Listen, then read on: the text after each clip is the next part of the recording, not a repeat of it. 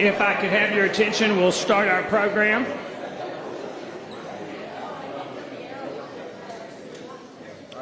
Good morning. I am Kevin Eltife, Chairman of the University of Texas System Board of Regents.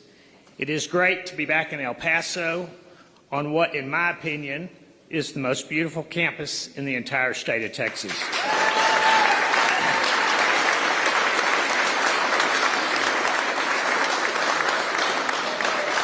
I want to take 1 minute to recognize two people who give of their time and talent to serve this state, this area, and do just a fantastic job. Senator Blanco and Representative Ortega, please stand.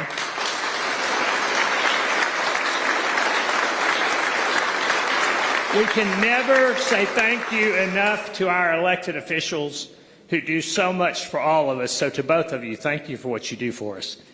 On our last trip here, we announced what is one of our board's proudest initiatives, the Promise Plus program. The board created what is now almost a $300 million endowment to further enhance our university scholarship programs.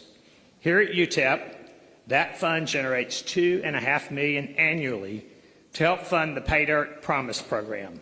It allows UTEP to cover all tuition and fees for students whose families have adjusted gross income of $80,000 or less.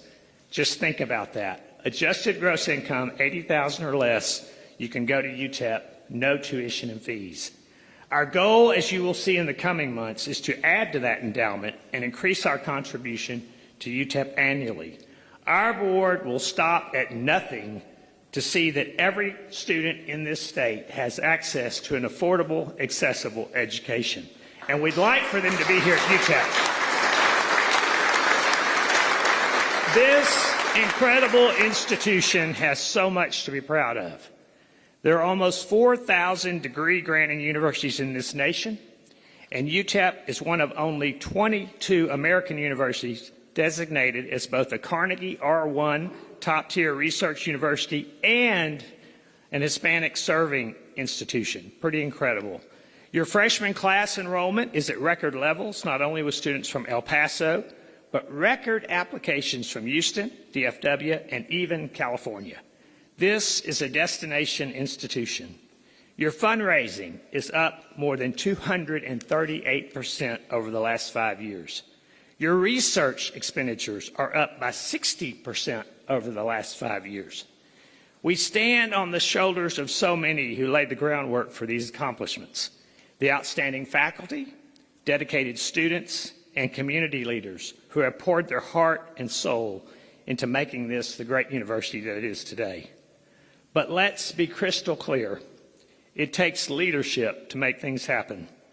It is not a coincidence that these gains over the past 5 years happened under the leadership of Dr. Heather Wilson, who just marked 5 years at UTEP.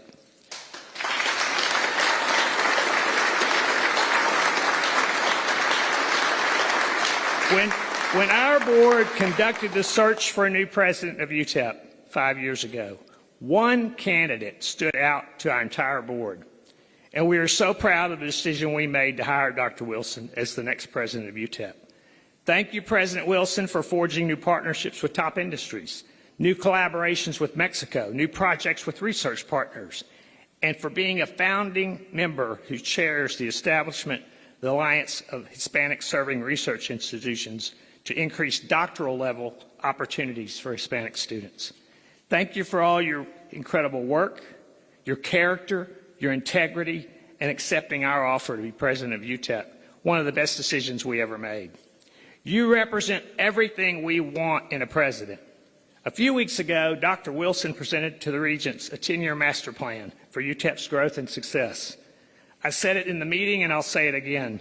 It was the best master plan I have ever seen presented by a university president. It was strategic, it was student-focused, it was transformational, and it was cost-effective. It was designed to leave the university in the best shape for the next generation of students, faculty, and researchers. President Wilson, our entire board was blown away by your presentation, and we admire your leadership. We have unwavering confidence in her ability to identify opportunities, plan strategically, and execute successfully. That's why we continue to invest in UTEP under Dr. Wilson. Listen to this. Over the past 5 years, $80 million for UTEP's advanced manufacturing building, $57 million toward Western Hall, $2.5 million annually going into the scholarship fund, and earlier this year, $12 million annual research allocation through the Regents Research Excellence Program to allow UTEP to recruit 69 researchers to advance discovery in multiple fields. One thing about Heather Wilson you can all be proud of is she is not shy about asking.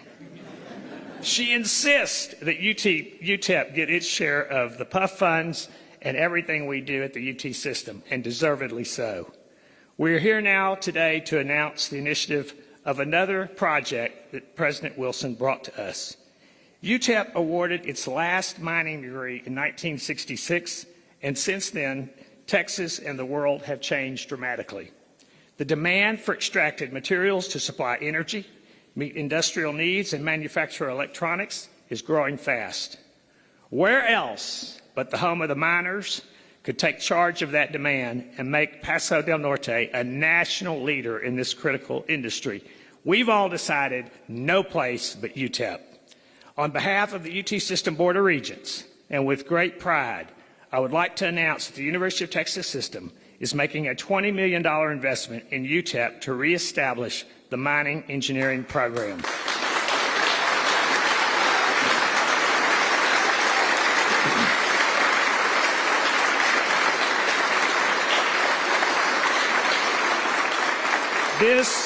This is a rare investment that embraces both legacy and the future.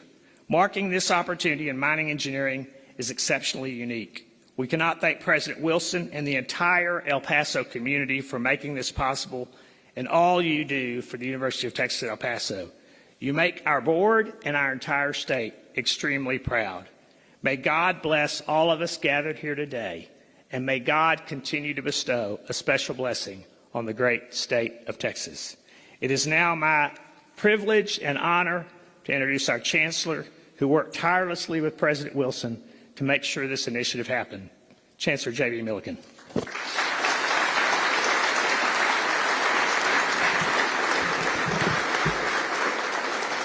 Thank you, Chairman Eltife. I rarely disagree with my chairman, but you noted earlier and you applauded when he said it's the most beautiful campus in all of Texas. Well, some of you have heard me say this before, but it is the most beautiful campus in America. It is the most beautiful campus in the 50 states. And it's always great to be back here. Senator Blanco, Representative Ortega, again, thank you for all you do. Appreciate everything you do for UTEP and for the UT system and for the state of Texas. So reestablishing the mining engineering program at UTEP is an important homecoming. I was surprised when I learned from President Wilson that it didn't exist for the miners. So this is a special day. There is an $8 billion mining industry in the state of Texas with jobs that need to be filled. And no other university in Texas is doing that today. So we're especially excited about what is a back to the future moment here at UTEP, creating this new program at this place where it belongs. As the chairman said, President Wilson was in my case, the first of the outstanding presidents that we've recruited since I arrived here as Chancellor in 2018. And among the notable qualities that drew the Board of Regents to Heather Wilson was her lifelong and relentless pursuit of excellence, of service leadership, a passion for learning, a love of teaching and mentoring, and now a love for the students at the University of Texas at El Paso. And we see this in many, many different ways here. You know, she has had a remarkable career leading to this moment, the moment where she has, by her own words, the greatest job in America. Each of these jobs, as president of the South Dakota School of Mines and Technology, as a U.S. Congresswoman, as National Security Council staff member, Secretary of the Air Force, all helped prepare her for this capstone career opportunity in UTEP. They also all required grit, vision, integrity, confidence, empathy, and compassion. There's a new book coming out this fall profiling national leaders and things that shaped them and motivate them today. And I took an early look at a chapter about Heather Wilson and a few of the takeaways from that book for me. And some of you know this history, but I like repeating it. She grew up very close to a father who had served in the Air Force and was a commercial pilot. She developed a lifelong love of flying and innovation in her childhood house. Innovation because she and her father were working on building a plane in the den. She was 7 years old when her father died in the middle of the project, but with the help of friends and her mother, they finished it.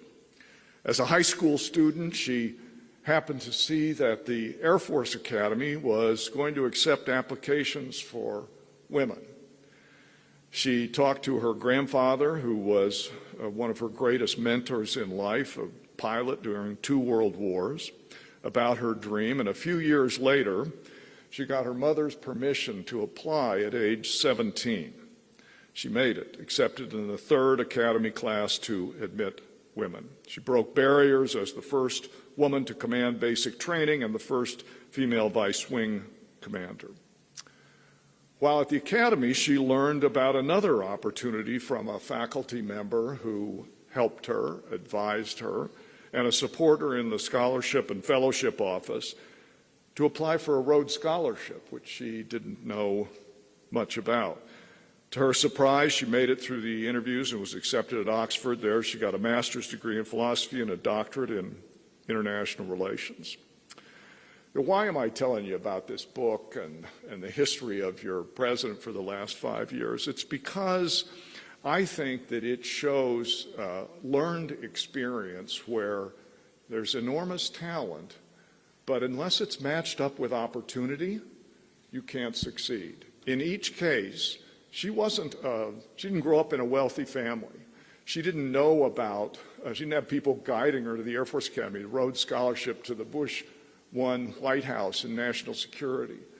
But she had help at each step along the way. Somebody stepped up. This is the great benefit of American higher education. You match this opportunity to the talent, and then you get great results. And that's what's happening at UTEP, and that's what she's doing here. A couple of examples. They started under her leadership the first Office of Student Fellowships and Awards. And during that time, in the last few years, we had our first Truman Scholar in almost 20 years. This spring, 4 recent graduates chosen to be in the Fulbright U.S. student program. 7 UTEP students received the most highly competitive national scholarships for research in STEM, the Barry Goldwater Scholarship and the National Science Foundation Research Fellowship. Over the last 2 academic years, more than 100 UTEP students have applied for Fulbrights and NSF scholarships, and the number is growing. This is the kind of thing that a leader like President Wilson does to provide that opportunity to the students at UTEP who have every bit as much talent as students anywhere in the country. UTEP is making major strides in every imaginable way, as Chairman Eltife detailed, in student success, research, giving, academic excellence, all on the rise. Today, we're here to announce the next big initiative at UTEP, the reimagined mining engineering program, to ensure that our students here are the top recruits for the workforce in the state and in the nation. It's an idea that resonated with me and with our Board of Regents immediately. UTEP is the ideal partner to help the mining industry tackle its biggest challenges with a strong record of partnering with industry and educating top engineers and recruiting bilingual talent for global industries. So to hear more about this, let's welcome to the stage President Heather Wilson.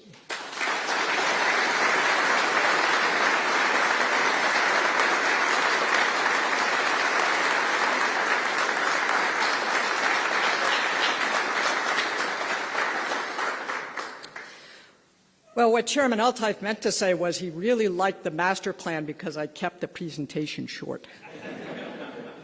Thank you, Chairman Eltife and Chancellor Milliken, for your leadership and your trust and commitment to the students here and to restarting mining engineering in Texas to do it here at UTEP. It makes a heck of a lot of sense. Senator Blanco and Representative Ortega, thank you for being here, and thank you for everything that you've done and for being partners in this effort and so many others that we have underway here. We have so many other partners here today, and I'm sure I'm going to miss some, but there's a few I wanted to thank particularly for coming. Woody Hunt, former regent and great supporter, and his son Josh are here. Thank you, sir, for being here. We really appreciate that. Rafael Foley, the Consul General of the United States to Sierra Juarez, and of course, siempre es un bueno tenerte con nosotros, Consul Mauricio Ibarra. Thank you so much for being here. Eres un gran amigo. Gracias, señor.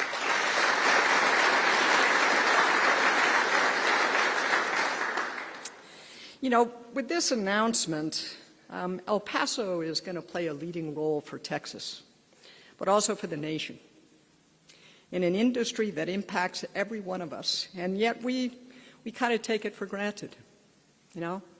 The floor we're standing on was mined. The materials that this window is made out of, and the steel beams and trusses that support it, the pipes over our heads, the frame of the chair that you're sitting on, the door you walked into this room, into this event today, the copper wires behind the walls that lead to the lights that allow us to see. They're all made of minerals that come from the earth. If it's not grown or raised, it's mined. You know, yesterday I drove down I-10 through the construction that we all hope is going to end soon.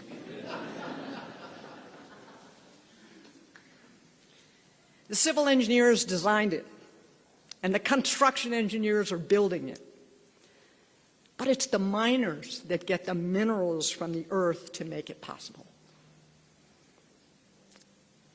But as important as they are for construction, it's a lot more than aggregates and building things.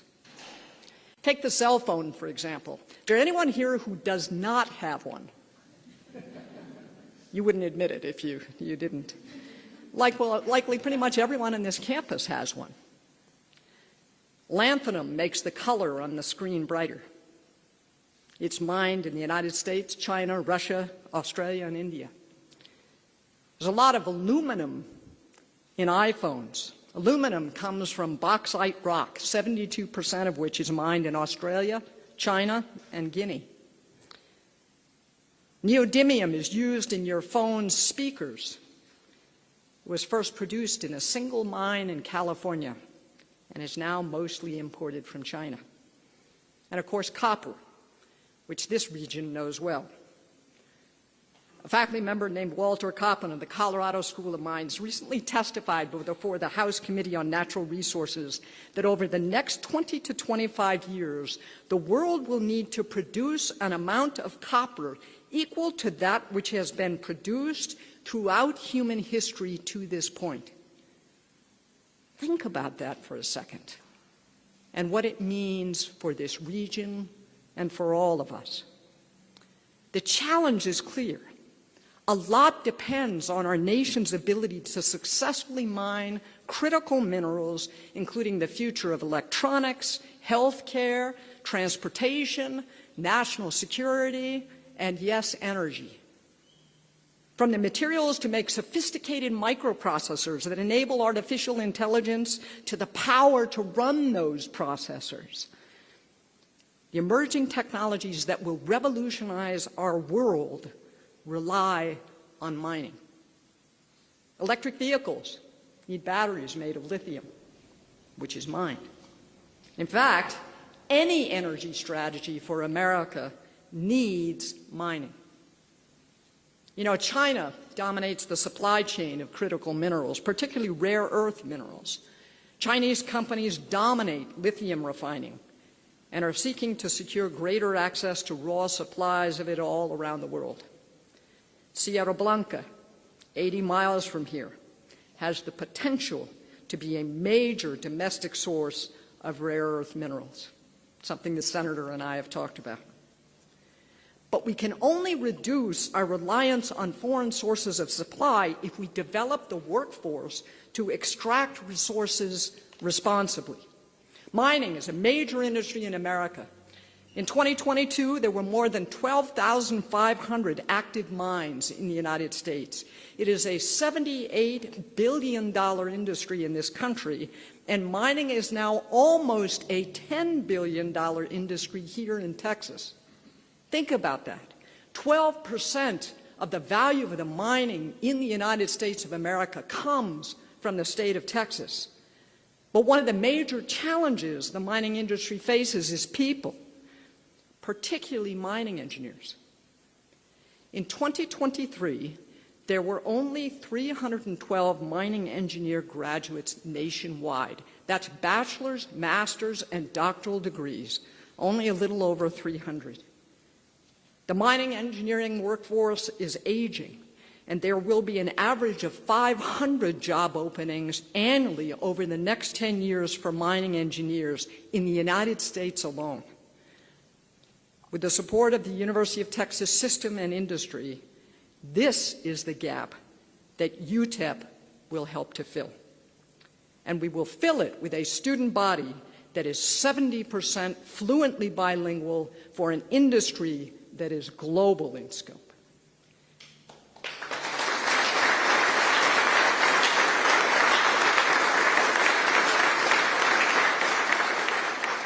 Here's the reality of education in mining today. There are only 13 universities in America that still teach mining engineering. 13, down from 25 as recently as 1982. And there are no mining engineering programs in the state of Texas. None. There are 6 universities in the state of Texas that teach petroleum engineering. That makes sense to me, but none that teach mining engineering. And the problem with a lot of these programs, these 13 that still exist, is that they are too small. When our team did the analysis of programs, every university can sustain a few programs that are not covering their costs because the section sizes aren't big enough to pay for the faculty who are teaching them. But when money gets tight, as just happened recently in West Virginia, these small programs are vulnerable. And that's what's happened since 1982 in America. That is why UTEP will build a sustainable program for Texas that will produce 100 graduates a year for Texas and the nation.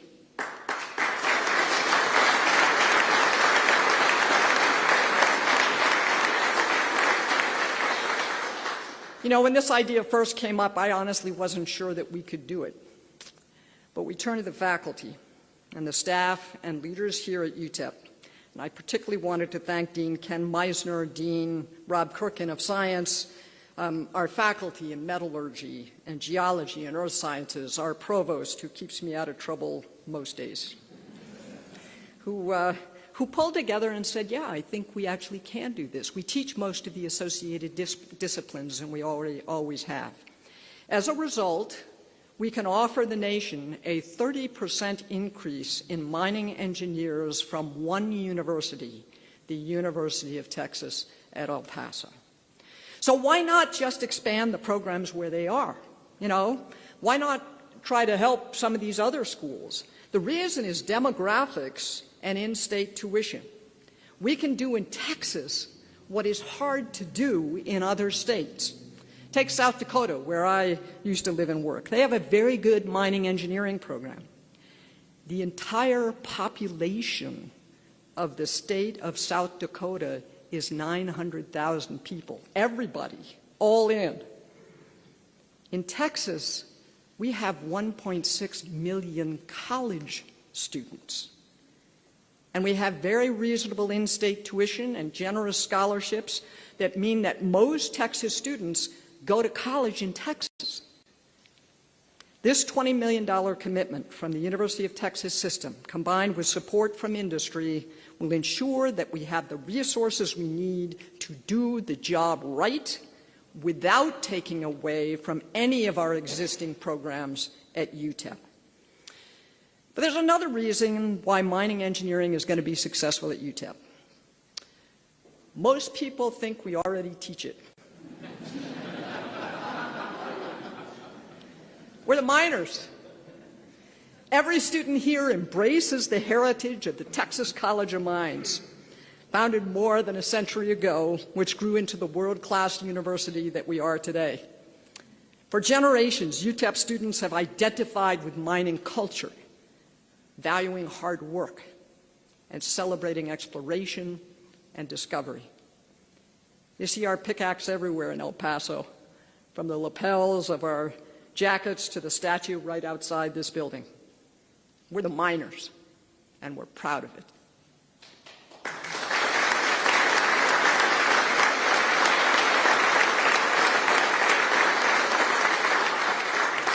With this announcement today, we will have the resources. We're in the right location. We have the mining spirit. And we have one more thing: partnerships with the mining industry. In the coming months, we'll be announcing key partnerships that will build on this very generous commitment from the University of Texas Regents. We will work with industry partners to build a 21st century mining engineering program to produce graduates on day one to help solve the challenging engineering problems facing the industry. UTEP will not only be the biggest mining program in the country, we will be the best mining program in the country.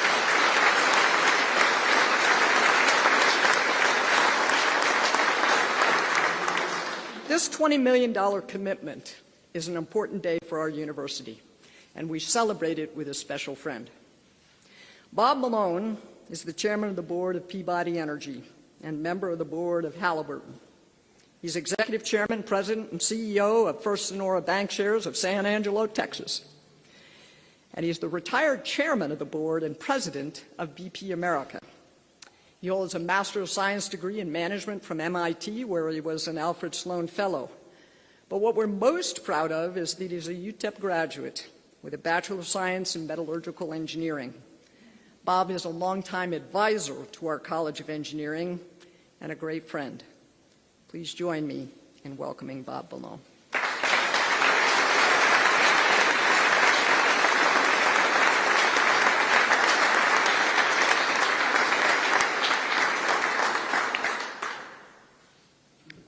Wow, thank you for that kind introduction.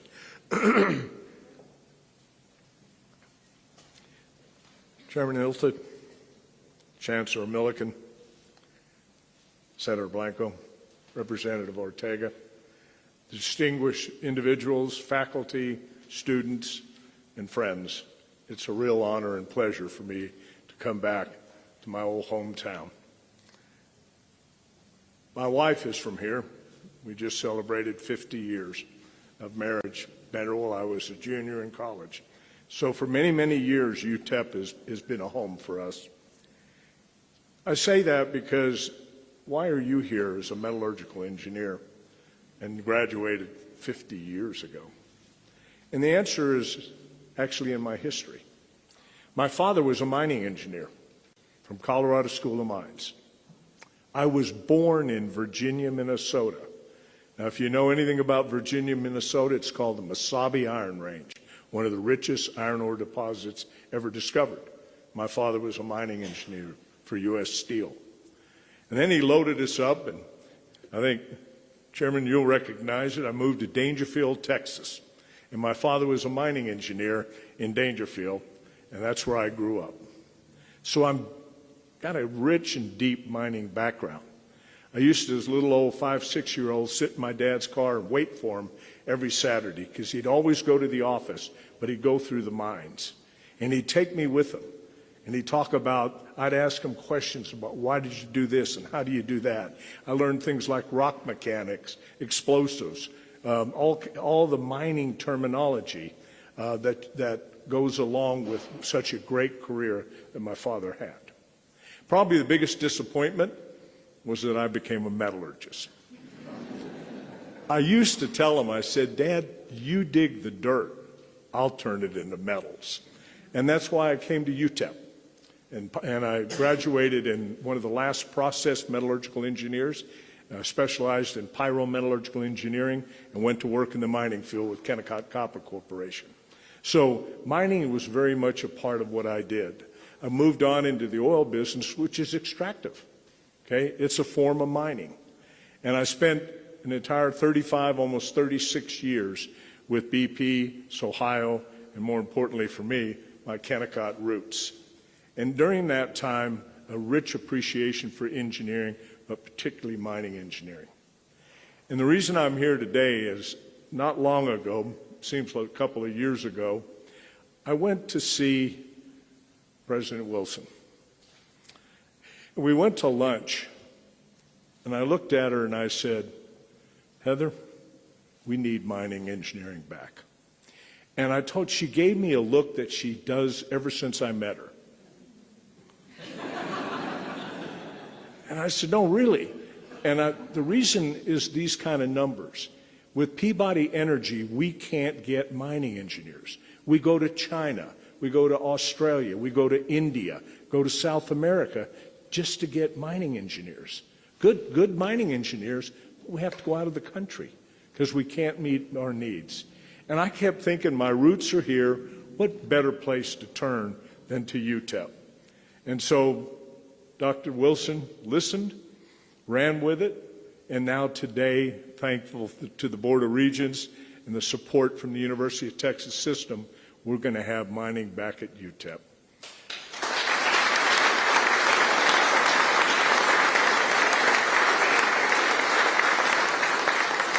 So I can guarantee you we'll come recruiting here, but most importantly, Dr. Wilson stole part of my thunder. One of the things my dad always said, if it's not fish farmed or mined, tell me what it is. And as Dr. Wilson said, that is the key. And that third element of mining is going to be here at UTEP. Let's go miners.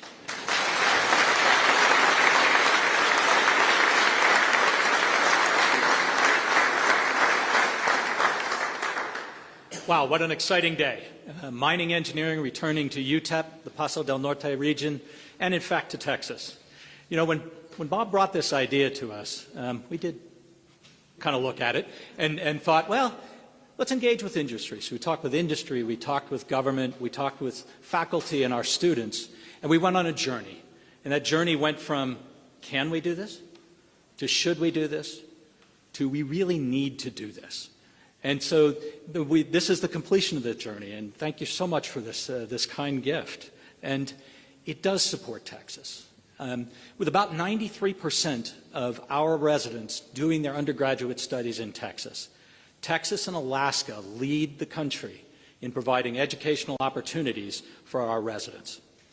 So returning mining to Texas is going to open new opportunities for Texans and also support a mining industry in Texas that's grown by over 60% in the last 5 years.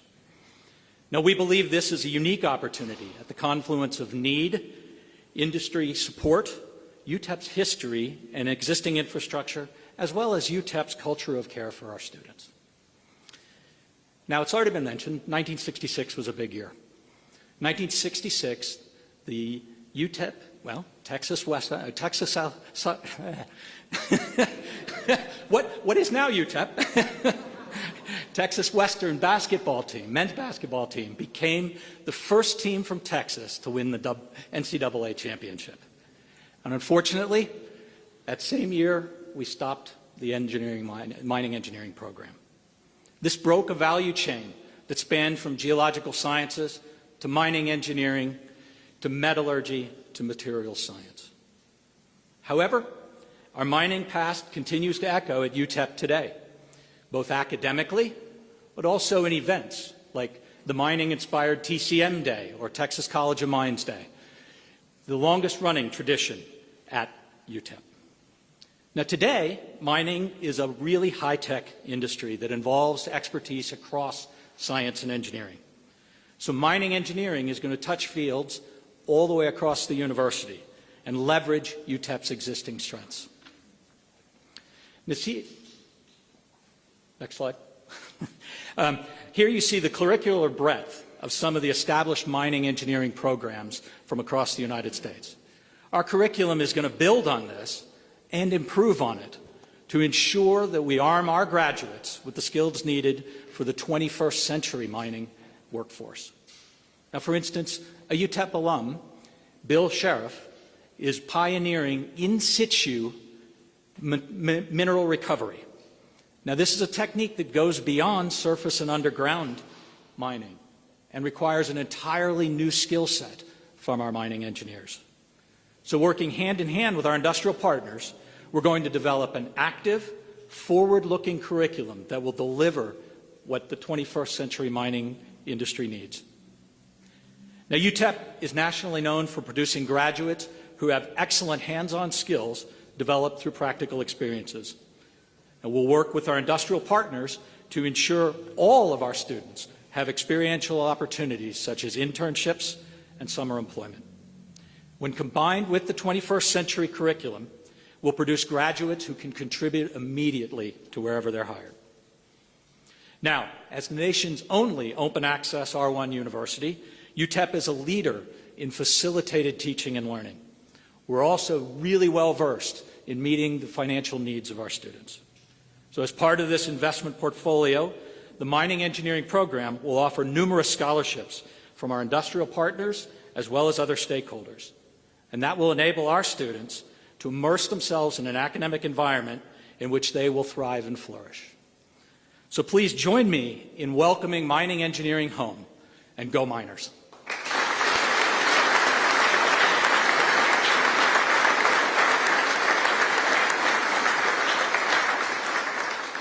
Thank you all so much for coming. That's the end of this event, and there are things to eat and munchies over on this side. Thank you all very much.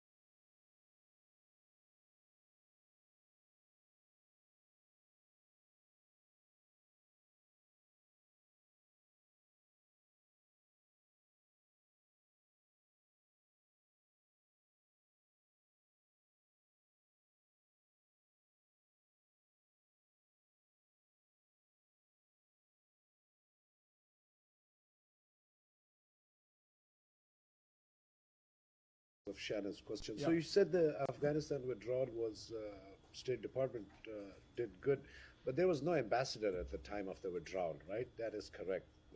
There was no U.S. ambassador, but the U.S. military personnel were left there, right?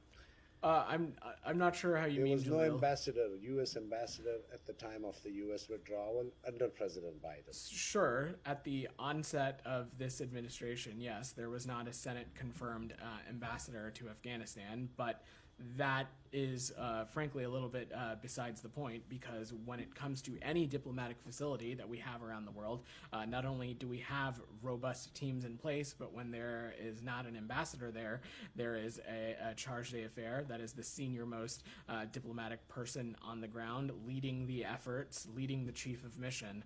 That continued to be the case in Afghanistan, and there were a number of individuals who actually came out of government, who came out of retirement, rejoined government service to help lead these final months, including Ambassador Ross Wilson, who was the last and senior most civilian on the ground in Afghanistan prior to the withdrawal.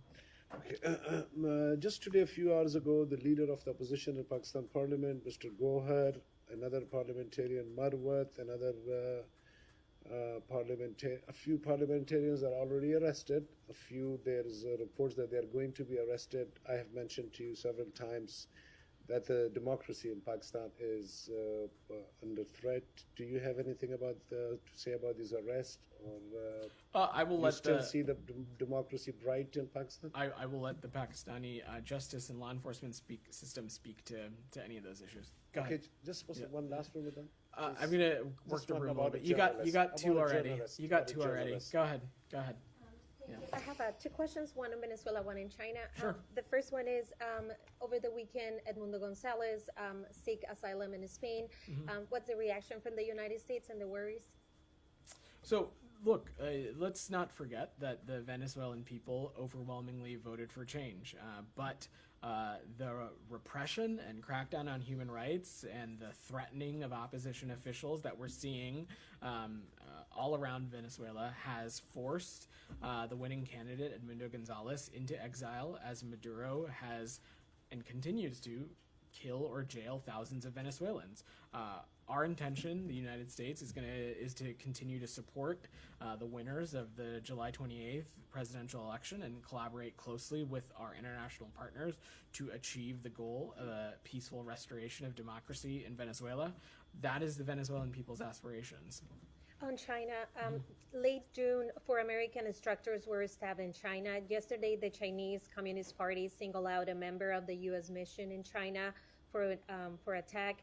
What actions is the U.S. government taking to protect American citizens and diplomats in China? So, look, any threat against chief of mission personnel, this is something the U.S. government would take seriously, and any potential threat against other U.S. personnel, we would take that incredibly seriously. Again, we take the safety and security of American citizens overseas to the highest priority, and that includes, of course, those working in our department as well. Nick, yeah. Go ahead, Simon. Then I'll come back to you. Yeah. Yeah. After the election, you said that Gonzalez was the winner, but you haven't said you recognize him as president-elect. Is that still the case? So look, when we're talking about what happens next year, Simon, or what should happen next year, is that the regime needs to form and have some sort of transition back to democracy. What that exactly looks like needs to reflect the will of the Venezuelan people. We're not going to be prescriptive about it from here. Certainly, though, from our assessment, Mr. Gonzalez was the winner, and that is why, for so long leading up to this point, Simon, we called for the tabulations and the vote counts as it relates to this to be made public. Obviously, those tabulations don't seem to be forthcoming. You've been kind of referring to the regional countries to try to get some movement on this, but doesn't the fact that the winner, the person you say won the election, has now fled the country, does that sort of mark that your approach to this has basically not been successful, and maybe you need to switch to a new approach? Not at all, Simon, because nothing is off the table, and in close coordination with our partners, including those that we engage with regularly on this, we're considering a range of options to demonstrate to Maduro and his representatives that their misgovernments, their crackdown on human rights, their disregard for democracy and free and fair elections has real and legitimate consequences. I'm not going to preview or get into those from here, but we have and will continue to enforce appropriate action in Venezuela consistent with the actions and non-actions taken by Maduro and his people. Go ahead, Nick. Just following up on Afghanistan, because you mentioned Ambassador Wilson, and this report is particularly critical of him, saying, among other things, he took a 2-week vacation the last week of July and the first week of August as Afghanistan was crumbling, that he fled the embassy ahead of the embassy staff to go to HKIA, and that he had COVID during the evacuation and covered that up and got a Foreign Service officer to take a test for him in Doha so that he could return to the United States. Do you have any response to any of those accusations? So I'm just not going to get into a tit for tat with the House Foreign Affairs Committee, but what I can say is that it is not my understanding that he was on vacation at the beginning of August. Beyond that, I will just echo what I said previously about Ambassador Wilson, that this is a esteemed individual, a decorated Foreign Service officer, a decorated senior Foreign Service officer that so many colleagues here hold in the highest regard, who came back into government service to help lead this process. Him, along with a number of other senior leaders across the department that stepped up in a time of need, and he should be commended.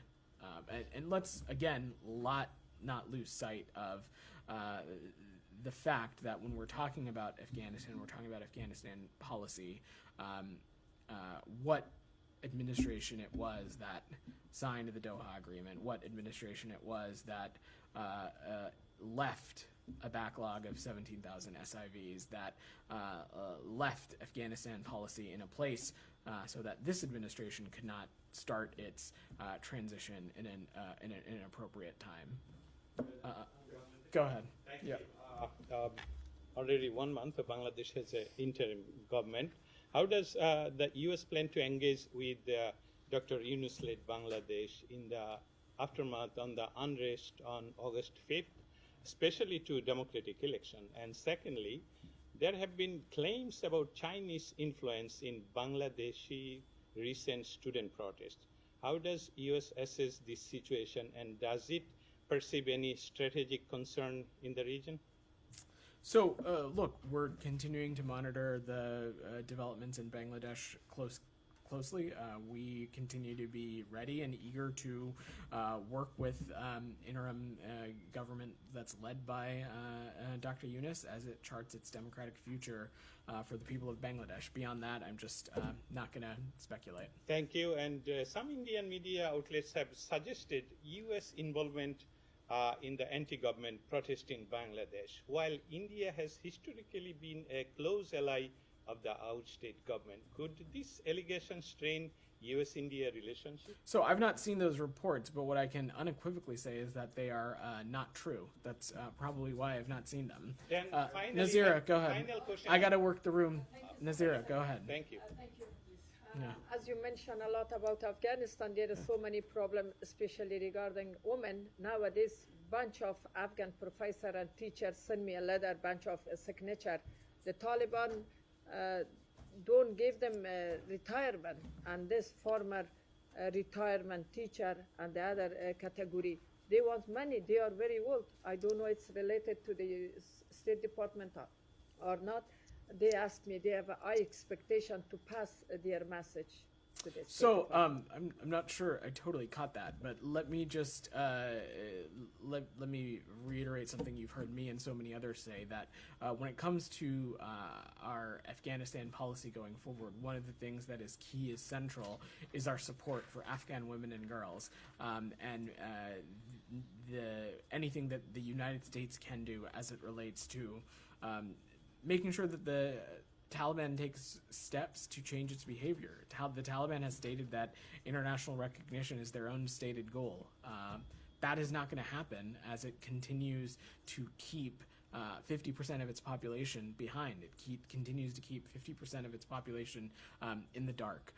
And so we, in close coordination with allies and partners, will take appropriate action if we need to. In the back. Thank you. Yeah, go ahead. Thank you. The Israeli foreign minister declared that the forced displacement of the people in Gaza should also happen in the West Bank. Despite of this seriousness statements, we didn't hear any condemnation from U.S. Special concern. We have time and time again said that forced displacement of the Palestinian people, whether it be in Gaza or whether it be in the West Bank, would be inconsistent with what we want to see in the region, and it is certainly inconsistent with the principles that Secretary Blinken laid out in Tokyo in last December. Excuse John, me, go ahead. just, I got to work the room. Okay. Go ahead. Both yourself and Mr. Miller have talked about these ongoing investigations when it relates both to the death of U.S. citizens as well as international humanitarian law. One of the things that was mentioned when the NSM-20 report came out was that it was inconclusive because there were no U.S. State Department personnel on the ground to verify those claims. Has that changed? In Gaza. In Gaza. Correct. Correct. Yes. Has that changed, and what would be the conditions to put State Department personnel on the ground to actually finalize some of those reports? That has not changed. And I think when President Biden has said no boots on the ground in Gaza, it is pretty clear. I'm not going to speculate on what would be required for those circumstances to change, but that is correct. We do not have personnel on the ground in Gaza. So those All right. reports can't be Thanks, concluded. everybody. We're going to wrap there.